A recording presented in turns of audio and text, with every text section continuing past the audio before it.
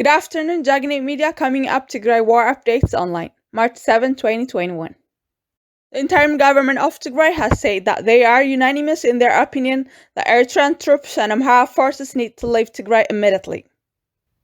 They say that Eritrean troops and Amhara forces have committed crimes in the areas they control.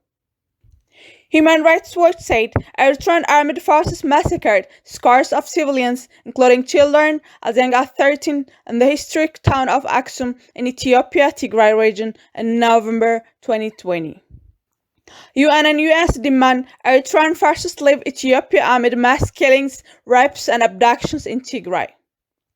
UN humanitarian chief warned Thursday that a campaign of destruction has taken place in Ethiopia and battled Tigray region, saying at least 4.5 million people need assistance and demanding that forces from neighboring Eritrea accused of committing atrocities in Tigray leave Ethiopia.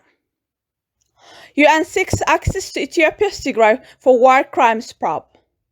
The United Nations Human Rights Chief asked Ethiopia on Thursday to allow monitors into Tigray to investigate reports of killing and sexual violences that may amount of war crimes in Tigray region since late 2020. Michelle Bachelet said victims and survivors of this violation must not be denied their right to the truth and to justice, expressing her fear that violations could continue without outside scrutiny.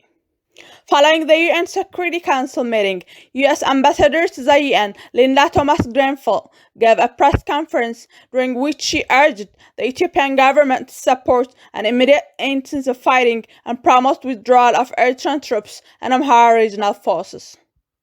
UN Secretary General Antonio Guterres joined calls for the Eritrean troops to leave Tigray, while the UN Humanitarian Rights Chief Michelle Bachelet is arguing an investigation into the situation. The UN also warned of potential catastrophic hunger as it pleaded for urgent humanitarian access, but divisions at the UN Security Council stopped the international community from showing a united front.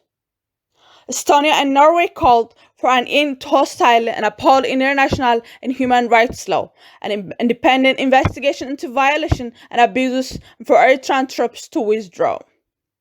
Amnesty International said the UN must immediately launch an investigation into ongoing allegations of grave violation in the Tigray region, citing an investigation by CNN as well as one of its own. World Bank concerns about unrest in Ethiopia.